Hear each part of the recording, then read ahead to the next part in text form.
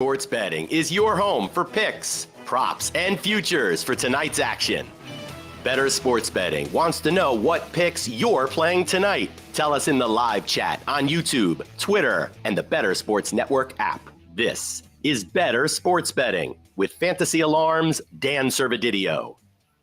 What's going on, everyone? Welcome in here to the Bettor Sports Betting Show on Bettor Sports Network and Fantasy Alarm YouTubes. Thanks for everyone for jumping in here on a Wednesday afternoon. I got Howard Bender with me back here on the show. What's up, Howard? What's going on, Servo? It's Wednesday. We get to look at some lines for the NFL. A couple of spreads, couple of fun stuff like that, or maybe something else. Well, yeah. Listen, I was getting ready to talk some NFL. Of course, we got to give out some baseball picks for the people for Wednesday night. And then, we get some breaking news coming down the line, a Woj bomb, a Shams bomb, whatever. Damian Lillard is now a Milwaukee Buck for the season. And I thought instantly we got to get one of our NBA guys in here to give us his takes on this because I'm sure he's got plenty. So let's bring in James Grande. Yeah, here you can see the trade details. But, let's bring in James Grande because he is one of our NBA guys at Fantasy Alarm. I know he's been tracking, yesterday it looked like he might go to the Raptors, but that is moot now. So he is a Milwaukee Buck. Damian Lillard is. What's up, James? What is this has been a crazy day in the NBA world, huh? Yeah, what's going on? I do want to give Woj the credit there, Servo. He was the Shams, first. Okay. Oh, Shams, but could not have butchered it worse. No shot at Shams, but he couldn't have butchered it worse. He's probably sitting on the beach somewhere. He wasn't ready for it. No. Shams has been very vocal. He just sits on his phone. That guy is not. I don't think that he has 8 phones. All he does. But happy to be here. Yeah, I mean, crazy day in the NBA. All along, I think Miami Heat were pretty arrogant in thinking that they were going to get Dame Lillard. I think everyone thought the Miami Heat was going to be the team that Damian Lillard landed on, and that's just not the case. And I think first and foremost, you give a lot of credit to Milwaukee.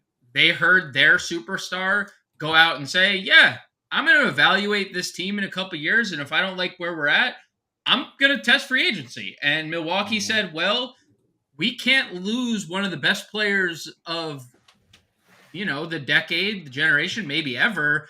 So let's address that immediately. And what better to bring in a guy who's, scored 32 points per game last year, has averaged 28 or more in 3 of the last 4 years, is one of the best shot makers in the league. And they did lose Jrue Holiday, who is regarded as one of the best perimeter defenders in basketball.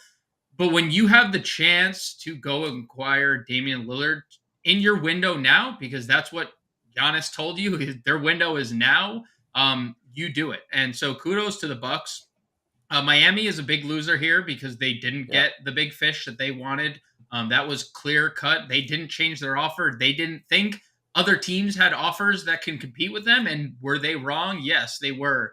The piece that is I think really going to determine how good this trade is for Portland is when Jrue Holiday is inevitably moved, because he was traded in this to Portland, not to play on Portland. He was just a piece that needed to come off because of the contract, because of the position him and Lillard both share. But he's not going to play in Portland. He is going to be traded maybe to Miami, which I think would be hilarious if Miami turns around and offers the same thing for Jrue Holiday that they did for Lillard. That could very well be the case. But, all in all, Milwaukee, a big winner. Phoenix, I think, is a winner here because they needed depth, and they got depth in the deal back. They were the third team involved in this deal. They did lose DeAndre Ayton, but they couldn't wait to get rid of DeAndre Ayton. That's been the talk for a year and a half. But getting Grayson Allen, getting Nasir Little, big bench pieces for them. I think this is a win-win-win. Ultimately, we'll see what happens with the Holiday deal for Portland, but I think no losers in this, except Miami, who wasn't even involved in the trade. Well, and the DeAndre Ayton being included in this trade, because I don't think, maybe behind the scenes he would have been in a potential Miami Heat deal, but the fact that the Suns get involved here with the Bucks, another contender, they bring in Bradley Beal this offseason. Now they have the replacement of Nurkic replacing DeAndre Ayton there. But yeah, I mean, the Trailblazers get kind of like a refreshed Ayton who's probably out to prove something here. Holiday, we'll see where he lands, but instantly the Bucks, I mean, you look at their odds for this season. I've been tracking it for the last couple hours here too, because, more, not surprisingly, more and more money is coming on them. It was at plus 425. It was at plus 400 to win the championship. Now I'm looking at DraftKings. It's at plus 390. So more people are now backing Milwaukee now that they have, him, Giannis, and Chris Middleton as like their true big three. I mean, you think they are the rightful favorites over the Denver Nuggets now to win the title? Yes, absolutely. Because when you look at the landscape of the rest of the NBA, like Denver didn't really get better this offseason. They lost Bruce Brown, who was a key member of their playoff rotation and their rotation all year. They had a lot of fortunate breaks. Like the Lakers, I think, did get better. Sorry to say that out loud to you, Howard. I know Jim. I know. I have to address that. Listen, I'm numb to it. I'm good, right? I mean, this is like I'm just preparing you. I'm preparing you for what's to come this year. More so with Jim on the as long as the Cowboys keep losing right now. Howard's fine. Cloud nine for sure. I do think Denver is the inferior team to Milwaukee. I do think this vaults them ahead of Boston in the East, because I think Boston has question marks with the Kristaps Porzingis signing. He's already injured. He's been oft injured the last few years, really since he's come into the league. They lost Marcus Smart. Philly has question marks, as you know, Servo, being the resident Philly fan here. The East, truthfully, I'll say this, and I'm not being a prisoner of the moment, it's just the Bucks to lose, I think. More than it is anyone. I think the Bucks are clearly the team. I mean, plus 165, as you alluded to, in the East.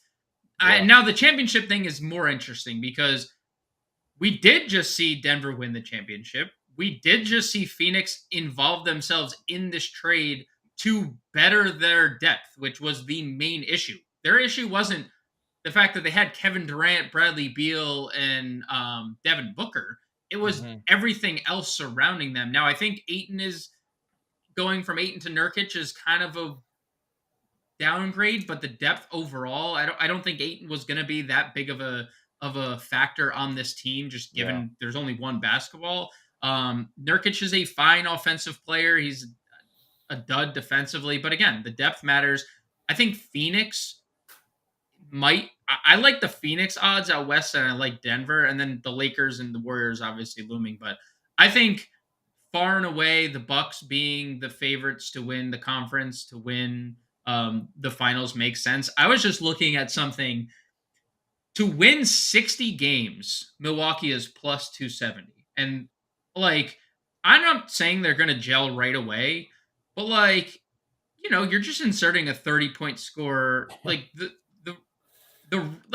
team's not going to change all that much. Chris Middleton, I think, is not going to have much problem deferring to Giannis and Damian Lillard a little bit more than he did when Jrue Holiday was around. So plus 270 for the Bucks to win 60 games feels really good. I like that too, because there's been games the past couple of years where Giannis has to sit out for a little minor injuries, and the Bucks obviously get a huge downgrade. But when you can just kind of let Dame Lillard take over as the main, facilitator and scorer, then that is a huge boost. I'm with you. They should.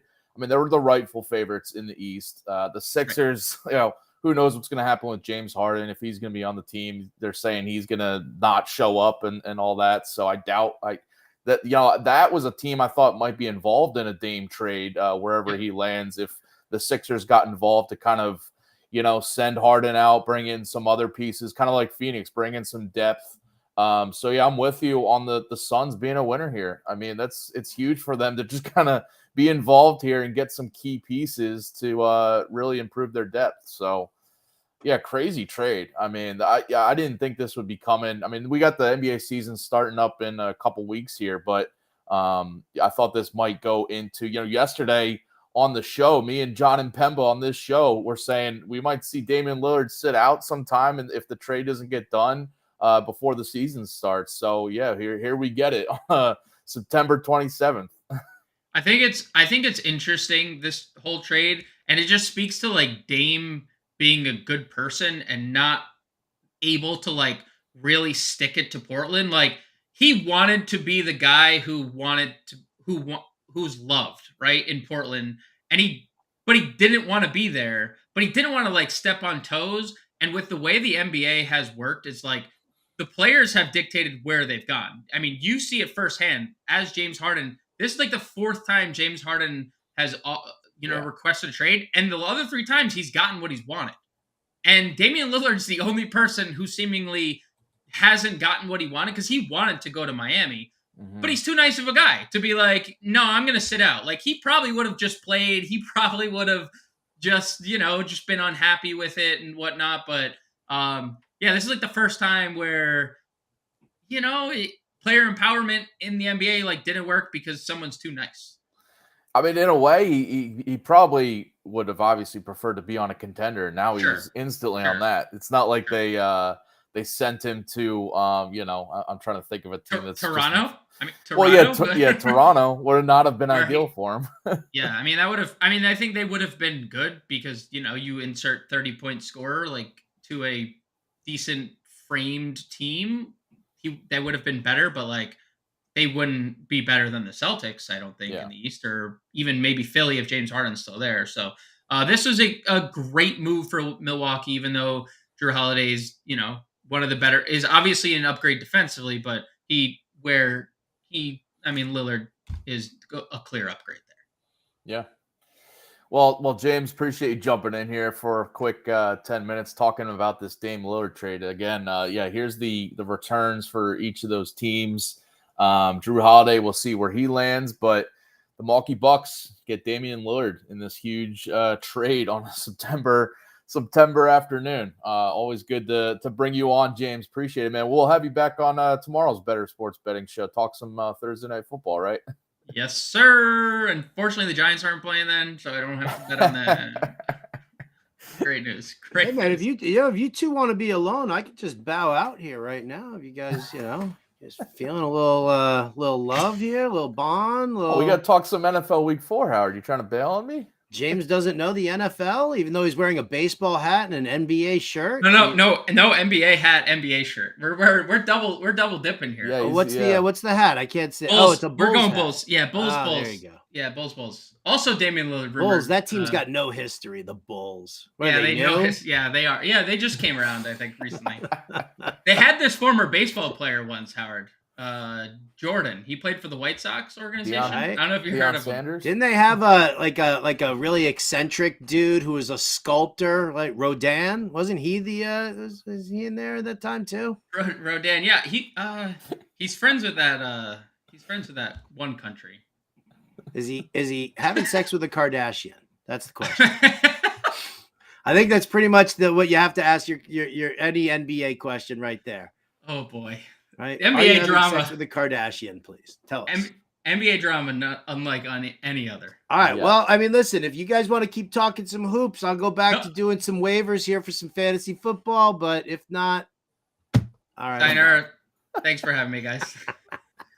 Howard's trying to bail out here. I love it. No. We'll keep this short, right? You guys were you were vibing. You were doing your whole NBA thing, and everybody knows. Despite the fact that this hoodie with the orange over here is like Knicks colors, I mean, see, like I figured you just put it all into you guys. Into your hands. I'm man enough to say that if I don't have a strong suit, I go to somebody else who's smart. Like, could I learn to do some plumbing work in my house? Of course I could learn to do it. But am I? Or am I going to just trust in the fact that a plumber is the way to go? Like that's why I wanted to bring on Grande there, because please, I appreciate it, man. Besides the trade rumors and all that, I'm not totally glued into NBA either right now. So, but yeah, we'll be. I'm sure tomorrow on the show we could talk a little bit more trade fallout in there, and I know. The season's coming up in a couple of weeks, so we'll get someone else, probably a Justin Fensterman or anybody else to talk some NBA for the upcoming season. We have Justin Hollis chiming in on YouTube. Bulls fan here. Been a tough few years. Yeah, they're, if they got Lillard, maybe it would have turned around, but yeah, I you know what? I mean, this it doesn't have any betting aspect to it, but Justin's here in the chat and he's chiming in and you're here as well. I don't believe that if you've ever had a dynasty like the Bulls had, like the Lakers have had, like the Celtics have had, you can't complain about lean times. You have an historic dynasty. Michael Jordan will forever be a Chicago Bull. Doesn't matter what he does anywhere else. Doesn't matter. Like, that's historic. Like, you shouldn't be allowed to complain. 49ers fans, Dallas Cowboys fans. Like, if you've ever had like an historic Yankees fans should just shut the hell up. Don't whine and cry about not winning a championship. It's Patriots fans right now. What's that? Patriots fans right now.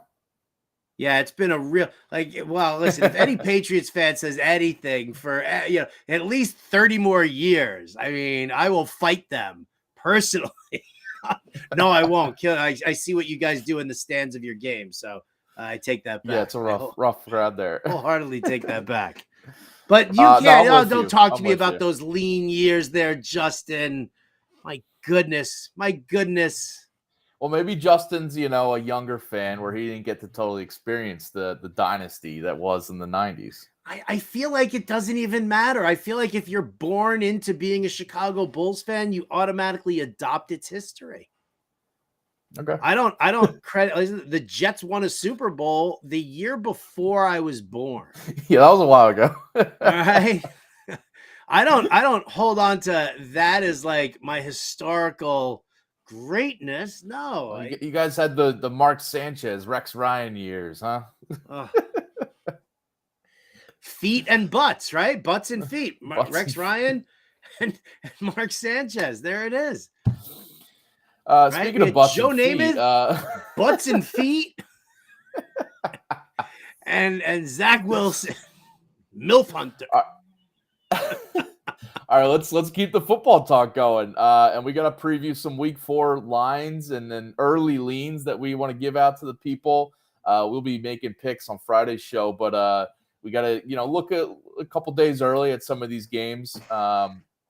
Justin Hollis also commenting, saying he's 50. Okay, love the dynasty. And so he was alive during the dynasty. 17-year-old son that was not alive for that dynasty pulls for them as well. So he hasn't seen the great years yet. Hopefully they come back around. I'll bet you Justin's got a picture of his son in like a Chicago Bulls onesie, right? That has 23 on the front, right? I think that's probably so. Again, born into it. Enjoy the history. Enjoy that. Oh, this is Ice Through. Okay. We got Justin Ice Through, a fellow I see through you, baby. Subscriber there. What's up, man? All right, let's talk some Week 4 here. Some interesting lines and spreads. We'll go through these pretty quickly, but see if we have any leans on these games. Got to start with the London game, because we got a London game for the first time this year, 9:30 Eastern time in the morning on Sunday. The Jaguars are 3-point favorites here against the Falcons. 43 is the over-under there. Had to bring this one up, obviously, because of the London aspect, but also because the Falcons let us both down last week. We took them +3 against the spread there. Here they are, 3-point underdogs again. I don't know. What's your vibe with the Falcons here going into London on the road, technically, against the Jaguars? This is a tough one. I don't really have a lean on this. I might go with just the under 43. I mean, that might be where I'm at, just because, again, teams traveling, and I get it. The Jaguars is like a home game for them. They've played in more London games than anybody else. Yeah. The tricky part about it here is you're like, all right, the Falcons looked like they were stuck in the mud, and they couldn't do anything this past week against Detroit, which was considered a softer defense. Yeah. And so you're like, all right, well, so that wasn't really representative of what they are. So do I want the points again? But then you look at the Jaguars, and they're coming off of this loss to Houston, right? And they look terrible these last 2 weeks. So of course that's Vegas being like, yeah, take the Falcons plus the points, because these Jaguars, they've looked like, cockapoo for the last 2 weeks. And so then all of a sudden it gets a little like, a little convoluted, only because you're also dealing with an unproven team like the Falcons. So I think the Falcons run heavy as always, and that slows down the pace of the game. I'm willing to bet that the under probably hits a little bit more often with the Falcons this year, and we'll track that as the season goes on. Yeah. But that's probably my only lean on this game as far as like who with the point spread. I'm not sure yet. Yeah, I had an initial lean. By the way, the under is 2-1 in Falcons games so far this year. So, we'll definitely track that. And the over was 40.5. It was the line there. So, it went over, but it was still 49 points scored in that one. I had an initial lean on the Jaguars just being, in London. They're used to this travel. They're used to the whole environment. But looking back at the Jaguars' recent history in these London games, they've lost 3 of their last 4 London games. They lost last year against the Broncos in London, and we all know the Broncos were not up to par last year. So, it's a little worrisome, I guess, back in the Jaguars with that recent history. You'd think, obviously, first glance, like, all right, that they're playing a home game in front of this London Jaguars crowd, but it hasn't gone exactly up to speed for them the last handful of years here. So maybe I'll dive into that more. I do think the under might be the way to go there, because last year's game was only it was a low scoring game. So was the last 4 London games for the Jaguars, all lower scoring games. So that might be the way to go. The other game we want to touch on here next. Let's go to one of the big divisional matchups this weekend. We got the Ravens on the road at Cleveland. 2.5 is the spread. The Browns are favored there. 41, the over-under. The Ravens obviously coming off kind of a disappointing outright loss to the Colts at home. The Browns, though, they've been rolling here. Their defense has been like the talk, one of the talks of the league, being Jim Schwartz and this defense looking legit this season. Favored at home here, 2.5 the spread. Any leans on this one? The under might be the way to go on this one too. The under might be the way to go on that one too. Listen, I think that we're probably going to see a lot of unders in that. This is a really tight one. Where you see it, I see it on DK Sportsbook right now. I see it as a 3-point game, and I'm sure that this is a tough spot. And I'll tell you what, I'm inclined to actually take the Ravens, because we're obviously all in on Cleveland's defense. But, if you're telling me that this is a field goal game, and that's what Vegas is telling you, then I want to be on the side of Justin Tucker. And if that means I'm getting points, then I'm doing it that way there. And I'll take the points. And I would just buy the half point if I could, to make it 3.5. That's the way I would bet this game. I don't have the exact numbers in front of me too, but Lamar Jackson as an underdog, John Harbaugh for that matter too, but Lamar Jackson's against the spread record as an underdog is very good over the last few years. As a favorite, he's not as he's actually negative against the spread, but as an underdog, he has a lot better record when you're talking spreads. So I'd be more inclined to go with the Ravens too. And also, lower scoring game, taking the dog in a lower scoring game is always, I feel like the way to go. And the total is actually, I'm looking now at DraftKings 40.5. So it is going down a little bit from that 41. All right. Now the other huge game, another divisional matchup in the AFC is the Dolphins at the Bills. We just saw the Dolphins put up that 70 burger on the Broncos. They are underdogs here on the road to the Bills. -3 is the spread. 53.5 is the over-under, the highest total on the Week 4 board this week. I don't know. Where are you going with the Dolphins as underdogs now after that huge offensive performance last week? Right. Doesn't that make your radar just immediately perk up, where you're like, what? They scored 70 points last week, and now I'm going to get 3 points against the Bills? I'm taking the Bills. I'm laying the points. I mean, people probably don't even realize like the Bills have been winning easy these last couple games. So dude, Washington gave away so much of that game. It was terrible. I mean, it was just, such an inept offense there too. I mean, just and all the turnovers. So, but yeah, I think, when you look at this game, that's the suspicion right there. Everything that you saw about Miami, how in the world could they possibly be an underdog here? Which, then Vegas is telling you basically. They're not telling you. You have to tell yourself that they're trying to fish hook you in here and take the Bills and a strong defense there. I love, what Mike McDaniel's doing down there, but not for betting purposes right now. Yeah, I think there's a reason the Bills are favored here, and it's always like one of those kind of general principles you have with betting when like a huge team like this, or in college football, it's always like, if there's a top 25 team on the road and they're underdogs for a reason, especially if they're facing an unranked team that's, home as favorites against a ranked team in college football. But this is similar. Obviously, the Bills, though, are they're still like, I think, the betting favorites to win the AFC, even over the Dolphins right now. But I'd go Bills here too. I'm with you on there. All right, the Bengals at the Titans.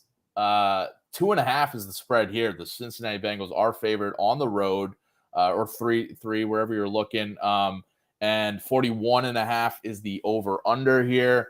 Obviously, the Bengals coming off that Monday night win where Joe Burrow did play. We didn't know if he would actually play, but he did play. Didn't look totally, the offense wasn't all that impressive. They did get the win, but they kind of got it done in uglier fashion. But here they are favored on the road against the Titans. My instant lean is Mike Vrabel as an underdog has been a profitable way to go. And as a home underdog here, I think that's the way I might go. I feel like the Bengals are maybe getting a little too much love in the market just because, Burrow's back and they got the win, but this is still a team that almost started the season 0-3. So, yeah, I don't really. I think I might like Tennessee more if I was getting like maybe another half point, or maybe if it was a 3. I didn't. Obviously the Bengals, what they did on Monday Night Football, you have to protect your quarterback and you have to protect the calf. And you worry about whether or not he's going to re-injure it. But like the quick release and, just hitting Jamar Chase every chance he got. That was it. It was like, hike the ball and like within like, I think it was like 1.2 seconds or something like that was the average release time for him. I'm making that up. He got hit early. He got like sacked early in that game. I thought he might. Right. Everybody was like freaking out about it. So, I kind of feel like a lot of people are going to, kind of jump onto that there with Tennessee, with Mike Vrabel as an underdog and worry about Joe Burrow and whatnot. But let's face facts. Tennessee's secondary is bad. It's bad. They stuffed the run. So I'm not bullish on Joe Mixon this week. I've looked at, I think Joe Mixon's rushing yard prop is like 51.5 or something like that. And I'm still thinking about possibly the under, just knowing that Tennessee, and what their situation is. But I just think that this is, it's a secondary that can't keep up. And if Joe Burrow knows that they're fixated on Jamar Chase, then he's just going to make T. Higgins his first read, or then he's going to make Tyler Boyd his first read. And that's, so to me, I'll lean Bengals here. I don't love it, but I'll lean that way. Yeah. The Titans are now going to be underdogs for the 4th straight game to open the season. They covered as dogs in the first 2 games, did not cover last week against Cleveland. Big loss in that one. But I think, Mike Vrabel as a dog is kind of the trend that I've been looking at the past couple of years, and it's been cashing twice already this season. So that's kind of my vibe. Let's see on Friday when you and I are making our picks, buddy. Let's see it. Side action. Ooh. Side, maybe. All right. How about this next game? The Buccaneers coming off of their Monday night loss against the Eagles on the road here against the Saints, who are getting Alvin Kamara back for the Saints there. 3.5 point favorites are the Saints here. 40.5 is the over-under. Another divisional matchup here in week 4. Where are you going with this one? Any leans? I don't. Yeah, I don't like this one. I don't like a lot of stuff that's going on this week. I might just kind of hit these over-unders and lay off on some of these spreads because I mean the lines are like super close. Yeah, they're all tight. 3 or a 2 or 1. So I mean, just kind of breaking this down, I think I would probably, I think I would actually kind of favor the Saints in this one. Marshawn Lattimore is going to get into a fight with Mike Evans. 2 of them are going to get thrown out of this game. So that takes a major weapon off the table for Jameis Winston, for Baker Mayfield to go and he's got to pivot. He'll have to pivot to Chris Godwin. And does he have that rapport with Godwin? Is he ready for that? We didn't see a lot of work from Godwin this past week. You remember I was on his receiving yards prop at 63.5. Clearly, Baker's number one target is Mike Evans, his number one guy. The guy his first read, where he's looking for him, it's Mike Evans. So, dude, real quick on Mike Evans, this guy he might have the worst hands of any good receiver, quote unquote good receiver. I mean, if he wasn't tall and could catch a jump ball, and can beat a defense deep occasionally, how good is he? The guy, how many passes did he drop in that Eagles game? I know it was rain, whatever, but everyone else was catching passes. I know he caught that one-handed catch behind his back, but the guy, every game, I think he drops a pass. I don't know what. I feel like it's been a theme if you're in the fantasy world that this guy's catch rate compared to his targets is one of the worst. But anyway, that's my rant on Mike Evans. You don't like him? I listen. I'm not a huge Mike Evans guy either. If I was a Bucks fan, I'd be livid at him. The guy, he missed I think it was at least 2. He missed a touchdown. He dropped a touchdown. He dropped at least 1 first down. Yeah. So you're gonna talk about receivers dropping touchdowns, AJ Brown? Do you want to talk about that one? Oh, listen. I gave out his prop on Monday. He cashed that. He had a huge game. So I don't care if he drops the touchdown. As long as my Eagles win, I'm good with it. It's the return of Alvin Kamara. It is Jameis Winston in a revenge game narrative. Yeah. It is Michael Thomas, who is a big fan of Jameis Winston. It's Chris Olave, who's just yummy delish anyway. It's a Saints defense that's improving, but again, like I said, Lattimore takes out, Evans. I'm going to lean the Saints minus the 3 points, but I probably won't bet this game. I do kind of think the over might be the way to go in this one at 40.5. I'm 40.5. That is pretty low. Yeah. I mean, I guess they're thinking it's Baker versus Jameis Winston, so maybe people are 16-10. Listen, the Saints, I'm looking right now. They're all 3 of their games so far have gone under the total. And the Bucks, the Bucks, 2 of their 3 have gone under. So, all right. Let's go to a game that you want to throw out there: the Raiders and the Chargers. Chargers 5-point favorites here at home. Another divisional matchup here. The total's at 48 in this one. What is your lean for this game? I think the Chargers defense is terrible.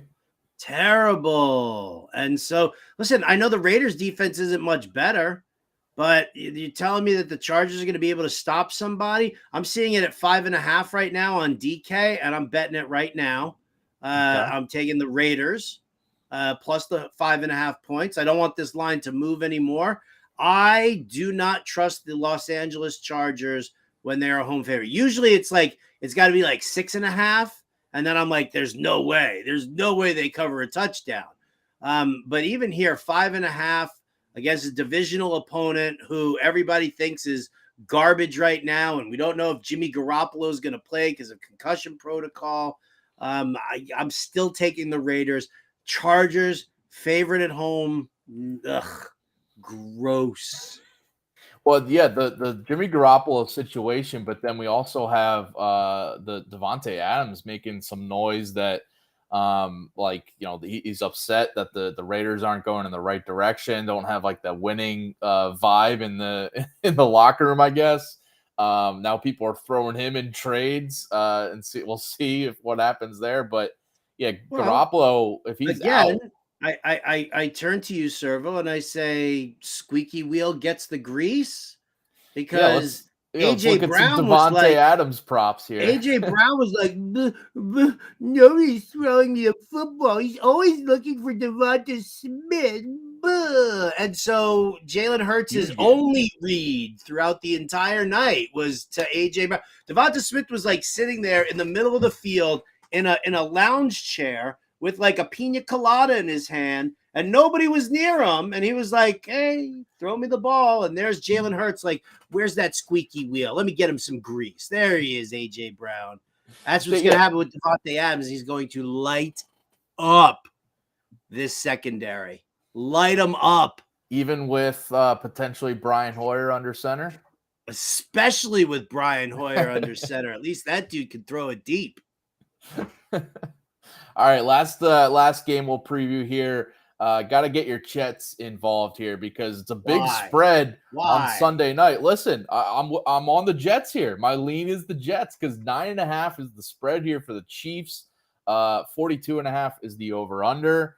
I've given out this stat. I think maybe it was week 1 when they played the Lions, but Mahomes and the Chiefs, but under Mahomes. When he's like favored by more than a touchdown, his against the spread record is not good. I'll have the exact numbers later in the week, but his against the spread record is not what as good as you'd think. Really good as like an underdog or like a short favorite, field goal or less. But as a bigger underdog, the Chiefs, kind of take their foot off the gas a little bit. I don't know. I think I'm on the Jets here, just kind of keeping it close. I don't know if Taylor Swift's going to be in the building up in at the Meadowlands or not, but we'll see. You're all in on the Mecole Hardman revenge game narrative, aren't you? Oh, that dude hasn't gotten on the field. But he's going to play this week. Oh, he is. Okay. He's going to play this week, right? You know what? I mean, here, sidebar, Your Honor. Quick DFS lineup that I'm putting together right now. It's Jameis Winston, Ezekiel Elliott. Oh, yeah. Calvin Ridley, Adam Thielen, Brandon Cooks, Tyler Kroft, Mecole Hardman. I didn't realize there was that many revenge games. One running back to my alternate. I'm trying not to use Jake Funk from the Colts this week, but that's my backup plan right there. That is my all revenge game narrative lineup. Book it, baby. Okay. I'm looking through the games to see Calvin Ridley won't be he's on the London game. Yeah, so, just play the Thursday through Monday slate. You're good. You cover it all, baby. I'm with you on Thielen. I think he's now it's clear he's the top guy in that passing tree. Right? He's of course going to catch for 144 yards and a touchdown again. It's against Minnesota, his former team. So what, you think the Jets can keep this close or no? I don't really have much faith in it. I mean, I get what the numbers say when Mahomes is a big favorite. I don't know if that's more. I'd like to see if that's more him at home, because I know at home when the Chiefs are big favorites, they never cover. Yeah, like that's I know that at home. I haven't looked at the numbers for him on the road for that yet. It's obviously because it's the Jets. I don't want to bet the game because I don't want to bet for or against the Jets. I want to actually try and enjoy watching the game. My lean here, though, if I had to do it, would probably be the Jets, just because it's it's a rock solid defense. It is a top flight defense with a strong pass rush, and I think that the Chiefs could have some difficulties with that. Unfortunately, though, the Jets aren't going to score any points. Oh, well, it could be a a 9-0 game and we get the cover, huh? I mean, I know, but I think that this is a game where you get like that backdoor cover, right? Like the Chiefs are up like, I don't know, like 20-6 at some point, or 20-6, and then boom, the Jets all of a sudden come in with a touchdown. Yeah, well, the Jets, who did they sign again this week? The quarterback. I know Trevor Siemian came in for a visit. Siemian, yeah, they didn't sign him though. Yeah, that's game changer right there. Game changer. Well, listen, who knows? I know. I know. He could be the guy that comes in for a late touchdown. I'll tell you what. You all can tune in tomorrow, 1 p.m. Eastern, Getting Buzzed. I will explain all about the Jets, Nathaniel Hackett, and a couple of other offensive coordinators. Offensive, not offensive coordinators. Offensive coordinators. Guys who just don't belong there. Getting Buzzed tomorrow, 1 p.m. right here on the Fantasy Alarm YouTube page. There you go.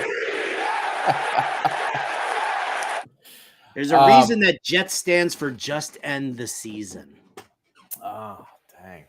This is the week 4 vibes without Aaron Rodgers are just a real bummer right now. I'm sorry. I feel for the Jets week 2 vibes were a bummer. No, I know, but the fact that we're week 4, the Jets are, you're already saying just end the season. It's tough.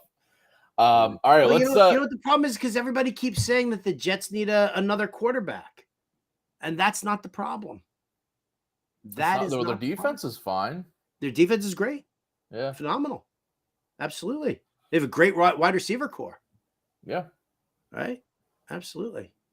Mecole Hardman. They just need a serviceable quarterback, and what they need is an offensive coordinator. You know what they can get after this season? If the season starts, becoming a lot more losses than wins, is they can get Caleb Williams coming to New York. That's what we need to do. We need to try and develop another quarterback. Well, he's already developed so far. We've been so good. He's not a Zach Wilson where he's coming from BYU. He's lighting it up right now. Yeah. Adam Bernard's like, save it for the air tomorrow. He's baiting me, Adam. He's baiting me into this whole thing. I will save it for the air tomorrow. Don't just stop yelling at me. You're not my real father. All right, let's wrap up today's show with a couple quick hitter baseball picks to give you guys for Wednesday night. Me and Howard aren't totally glued in on baseball betting wise right now, but we do have some meaningful matchups tonight. I'll kick things off here. Give me the Pirates on the money line. The Phillies just clinched a playoff berth last night. They got hammered overnight. You look at the Phillies lineup. They're rolling out a C-level lineup for today. I'm expecting the Pirates just to be like, all right, let's get this dub. The Phillies are still hungover. It's almost 5 Eastern. They're still hungover. So give me the Pirates on the money line. Pirates on the money line. All right, I'm going to the American League West. It's obviously a big matchup here against the Mariners against the Houston Astros. Yeah, huge wild card implications. Very, very serious. There it is, right there on the trail to Astros by half a game in the AL wild card race. So big game here for both teams. Framber Valdez on the bump for Houston. Bryce Miller on the bump for Seattle. This it was a 7.5 over under, and then it got pushed up to 8 right now on the run line. So on for the runs total. So I'm taking the over. I'm going to continue. I think that trend continues. I think both offenses pull out all the stops here. It's a big game for both pitchers. I get that, but I think that offenses prevail in this wild card matchup. All right, I'll go to the NL wild card race and give me the Padres on the money line tonight. The Giants are officially eliminated from the playoff contention. That's who the Padres are facing here. Padres beat them 4-0 to officially eliminate them. Padres still alive. They don't have a great shot at making the postseason, but they are still technically alive. And as long as they are, I think they're going to still play hard. The offense is really good against lefties, and they got Sean Manaea on the mound for the Giants. I just think this is another win for the Padres, who've really been reeling off wins. I think they've only lost 2 games like in the last 2 weeks overall. So give me the Padres to at least, as long as they're still alive, I've been riding them to just kind of keep on winning here until they get eliminated. I love this battle in the National League, man. The Cubs, the Marlins, and the Reds, 3 teams that nobody even remotely had picked for wild card teams. Nobody did, you know? So, I mean, kudos to all 3 teams for everything that they've done. Phillies, the Diamondbacks are there. I mean, nobody had the Diamondbacks here as well. Like, the Diamondbacks won today in their afternoon game, so they now have a leg up. The Padres, pressure on them to get the win here. With the exception of Houston, I think that, you know, there you can make an argument against every single one of these teams why we didn't think they would be here at the end of the season, and I think I think it's great. I think it's fantastic. I'm all for it. You got the Orioles as good as they are. I mean, it's been awesome to see that. The Mariners, you know, when we talked playoff odds and futures, maybe a month or 2 ago, looking down the pike, the Mariners were not really on my radar, but they have really come on strong. And now, that matchup against Houston tonight is huge. The Mariners won last night against the Astros, so they are right in the middle of it. The Marlins right now, by the way, are losing to the Mets 2-0 in the 3rd inning, the first game of doubleheader after yesterday got rained out. So, yeah, definitely huge matchups tonight all over baseball. So, so there's a couple of quick. Pulling for the Marlins, baby. Pull for the Marlins. Listen, I hate the Mets. I'm all for the Marlins. I mean, in general, too. In general. I was talking to our friend Craig Mish the other day. Oh, yeah. And, and he's, he covers the Marlins for the Miami Herald. So I want him to at least enjoy have a season with the playoffs. Well, yeah, the last few years of them just kind of selling away all their top players, it is good to see them be good this season. So, yeah, good for the fighting Craig Mishes over in good for the fighting Mishes. All right, so that's it for today's show. We'll be back tomorrow to give some Thursday night football picks and maybe a baseball bet or two, and then me and Howard on Friday will be giving out some Week 4, our sure picks for Week 4. So come back for those shows. Or unsure picks. Or unsure, but we give out some leans today, but we'll be locking in some picks on Friday's show. All right, coming up after us, we have the MLB DFS Quick Pitch live show coming up with John Mpemba and James Grande, as always, 5 p.m. Eastern. 6 p.m. Eastern, Sports Bettor Court with Dan Lust. 7 p.m. Eastern, Howard's back with the Lisa Ann Does Fantasy Better show with Lisa Ann. And then 9 p.m. Eastern, Dynasty Nerds with Garrett Price. So keep it locked here on Bettor Sports Network and Fantasy Alarm YouTubes all night long to get your baseball and your football and your betting picks in with us here on Bettor Sports Network. All right, thanks for everyone tuning in. Good luck with your own picks tonight and this weekend, and we'll see you guys tomorrow. Bettor Sports Betting on the Bettor Sports Network.